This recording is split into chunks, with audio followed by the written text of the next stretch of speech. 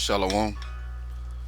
I want to give all praise, honor, and glory to Yahawashi, Yahawashi, Rawchaa Qadash. Double honors to my teachers, the apostles and elders of Great Millstone.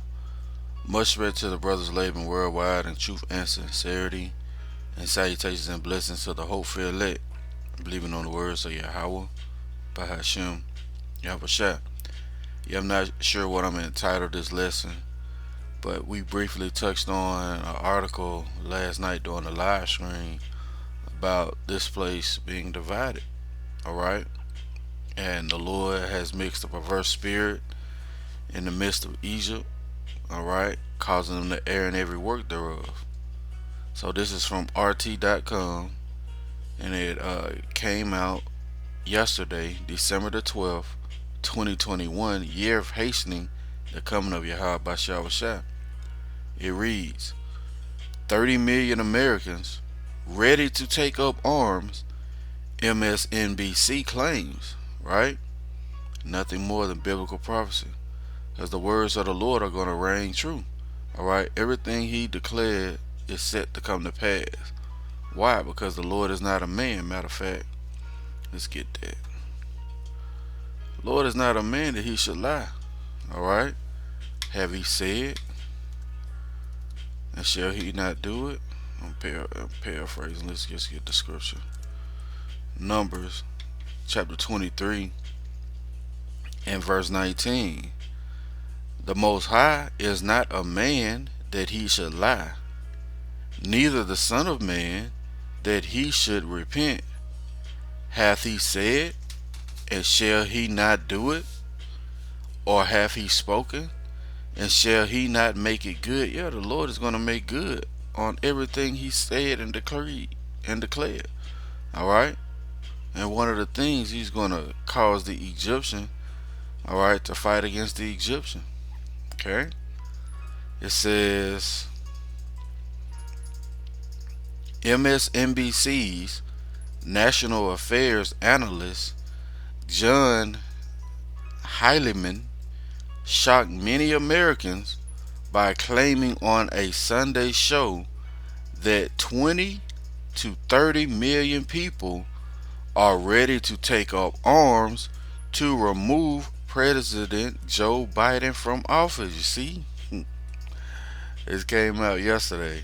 It's a beautiful work of Yahawashi. It says on Sunday's Meet the Press, host Chuck Todd focused on a recent Atlantic article declaring that Donald Trump's coup has already begun for a segment, finding Heilemann in total agreement with the peace premise. See that? So they've already, been doing things behind the scenes, alright, to bring forth, sedition among men, alright. All his is set to break loose. It says there is this research that shows something like 8% and maybe up to 12% who say that Joe Biden was illegitimate and that violence is a suitable tool to remove him and restore Donald Trump. You see that? Whoa. This represents between 20 and 30 million people, Heilemann said, claiming these supposed 20 to 30 million people are ready to take up arms. See that? These Trump supporters, he added, represent a mass movement in favor of political violence. See? Well, there's nothing more than the Lord turning these curses back on our enemy. Alright? Let's go there. Let's go get it. This is Deuteronomy chapter 30 and verse 1. And it shall come to pass when all these things are come upon thee, the blessing and the curse which I have set before thee, and thou shalt call them to mind among all the nations whether the Lord thy power have driven thee. And that's what we're doing now. We're in the midst of causing, our pure minds to be stirred up. Okay? And we're remembering who our power is. We'll remember why we were put in such a low estate. It says, and shall return. See, and you can't go anywhere you ain't never been.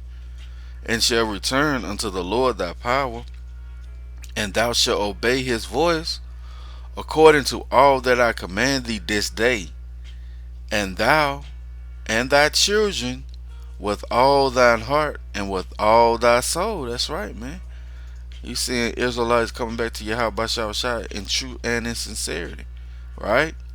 It says, then, see, then, excuse me, that then the Lord thy power will turn thy captivity and have compassion upon thee, and will return and gather thee from all the nations where the Lord thy power hath scattered thee. See that? Let's jump down. Verse 7. And the Lord thy power will put all these curses upon thy enemies and upon them that hate thee, which persecuted thee. One of the curses that I will be evil toward our brother. Right? Let's go get that. And that's what you witnessing in the midst of Babylon. 20 to 30 million are armed and ready to remove Biden by force. See? Let's jump down. Alright. I believe it's 54.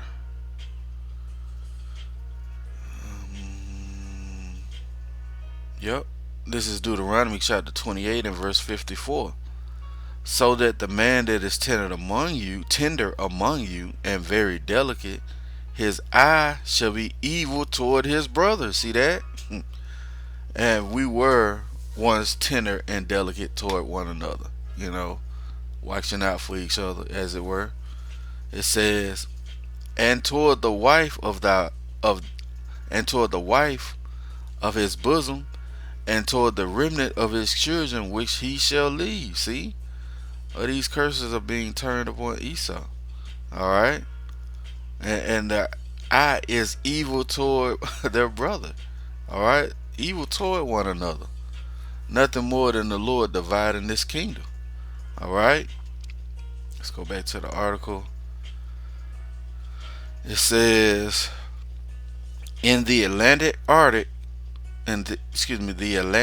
article by Barton Gilman, it is argued that Trump's coup will rely on subversion. Will rely on subversion more than violence, and the January 6th Capitol riot is described as practice for the former president. You see that? Gilman claims political maneuvering by Trump and his supporters, as well as the installation of right supporters in the right positions nationally and locally, could lead to a 2024 presidential election that is not decided by ballot. See that? Damn. They ready to get it in. Well, it's biblical prophecy. This is the book of Isaiah, chapter 19 and verse 1.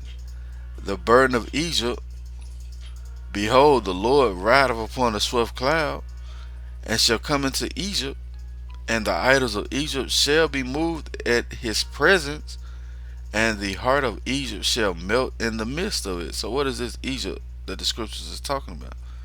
It's talking about America, Babylon the Great. Right? Let's prove that. Let's get a quick precept. Joel 3 and 19. Hey, it's in the curses. Right? You go in, by the way of Egypt, a slip on ships, excuse me. Right? This is Joel 3 and 19. Egypt shall be a desolation. Egypt is not a desolation right now. Right? And Edom shall be a desolate wilderness. So why is the Lord mentioning Egypt and Edom in the same breath? Because there is the land of our captivity. Alright? It says, for the violence against the children of Judah, because they have shed innocent blood in their land. See? Let's get another one. And I quoted it. But let's go get it. Deuteronomy chapter 28 and verse 68. The land of your captivity, right? And the Lord shall bring thee into Egypt again with ships. See? By the way whereof I spake unto thee, and thou shalt see it no more again. And there ye shall be sold unto your enemies for bondmen, slave men, and bond women, and no man shall buy you. Meaning nobody's going to be able to redeem you out this curse. Alright? Again, the Lord is putting these curses back on our enemies. Alright? And this Egypt that we're reading about in Isaiah 19 is nothing more than America, Babylon the Great, the land of your captivity. Alright? And I will set the Egyptians against the Egyptians, and they shall fight every one against his brother, and every one against his neighbor, city against city, and kingdom against kingdom. See? So as the Lord, you know what? Let's jump down. Right? He's making Egypt to err in every work thereof, because of this perverse spirit. Okay? This is Isaiah 19 and 14. The Lord have mingled a perverse spirit in the midst thereof, and they have caused Egypt to err in every work thereof, as a drunken man staggereth in his vomit. See? Neither shall there be any work for Egypt which the head or tail, branch or rush may do. And we're witnessing all these signs. Okay? Back in Isaiah 19 and 2. And I will set the Egyptians against the Egyptians, and they shall fight every one against his brother, and every one against his neighbor, city against city, and kingdom against kingdom. See? It's the Lord of hosts, man. Alright? Biblical prophecy being fulfilled right before our eyes. This is 2nd Ezra chapter 15 and verse 7. Therefore, thus saith the Lord. See? The Lord is speaking, man. Alright?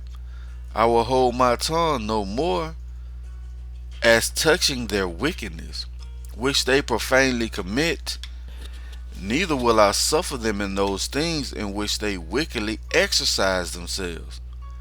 Behold, the innocent and righteous blood crieth unto me, and the souls of the just complain continually. And we're crying out to the Lord of hosts to deliver us from our strong enemy. Right? It says, and therefore, saith the Lord, I will surely avenge them, and receive unto me all the innocent blood from among them. See? Behold, my people is led as a flock to the slaughter. I will not suffer them now to dwell in Egypt. Yeah, the land of your captivity. This same Egypt, man. Alright? The Egyptians against the Egyptians. Behold, which means to look. My people is led as a flock to the slaughter. I will not suffer them now to dwell in the land of Egypt. But I will bring them with a mighty hand and a stretched out arm, and smite Egypt with plagues as before, and will destroy all the land thereof. We just read that in Joel 3 and 19. Alright? The Lord is going to make Edom a desolate wilderness. Alright? And the home base of Edom is here in America. Babylon the Great.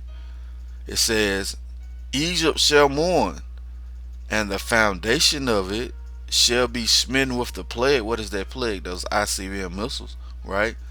Zechariah 14 and 12. And the punishment that the Most High shall bring upon it. See? It says, they that till the ground shall mourn, for their seeds shall fail through the blasting and the hail, and for a fearful constellation. Right?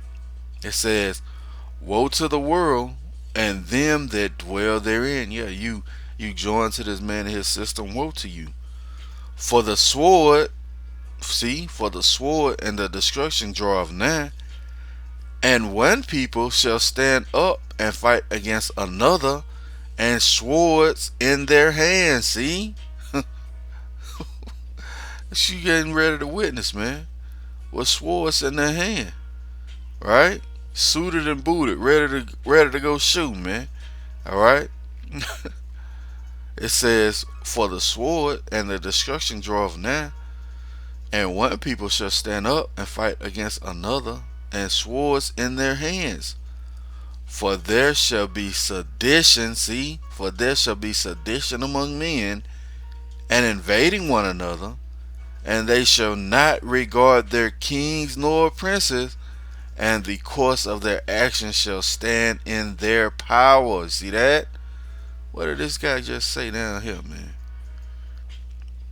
Right? He says, it is argued that the Trump's coup will rely on subversion more than violence. Right? I want to get this right here.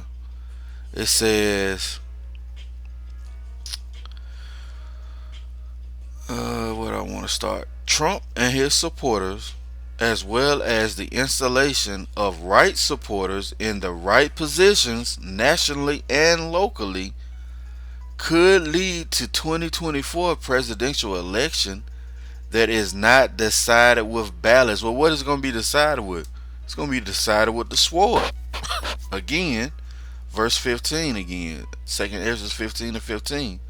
For the sword and the destruction draweth nigh, and one people shall stand up and fight against another, and swords in their hands. What is the modern day sword? It's the gun. One other variations of the modern day sword, which is also that thing, alright, which is also that thing, the digital R, right? For there shall be sedition among men, and invading one another, they shall not regard their kings nor princes. See, they ain't regarding their kings or princes. Alright? These governors. Alright? These certain hey, President Biden, you just heard what they said. And the course of their actions shall stand in their power. See that? A man shall desire to go into a city and shall not be able. Why? For because of their pride and the cities, for because of their pride, the cities shall be troubled, and the houses shall be destroyed, and men shall be afraid. See? And we're heading into those times, man. All here's getting ready to break loose. You got these guys ready, alright, to take up arms, okay, and do a coup, as it were. This is the book of Mark, chapter 3 and verse 23. And he called them unto him and said unto them in parables, how can Satan cast out Satan? Right? Says, and if a kingdom be divided against itself, that kingdom cannot stand. And if a house be divided against itself, that house cannot stand. And if Satan rise up against himself and be divided, he cannot stand, but hath an end. Yeah, Esau has an end. Alright? And it's approaching fast. Okay? Says, no man can enter into a strong man's house and spoil his goods, except he will first bind the strong man, and then he will spoil his house. Well, who's leading us into this strong man's house? Well, it's Yahawashi. Alright, getting ready to take this devil down. Okay? This is Jeremiah chapter 30 and verse 24. Because that's what we're witnessing, the fierce anger of the Lord. Alright, sending forth these spirits to stir up in the midst of Babylon a perverse spirit, causing them to err in every work thereof, causing the Egyptian to rise up against the Egyptian. These Babylonians are ready to take each other out. This is Jeremiah 30 and 24. The fierce anger of the Lord shall not return until he have done it, and until he have performed the intents of his heart. Yeah, this is one of the intents of the heart of Yahawashi, his mind. All right, the plans that he's laid out perfectly. It says, "In the latter days, ye shall consider it." Yeah, that word "consider" goes into teach, man. All right, and we are in those latter days, where things are being played out. That's gonna be it for the lesson. Lord willing, it's been edifying. I want to give all praise, honor, and glory to Yahawah, by Hashem Yahawashi, by Hashem Rawchaa Qadash. Double honor to my teachers, the apostles and elders of Great Millstone. Lord willing, coming at you with another lesson. Till the next time I say Shalom.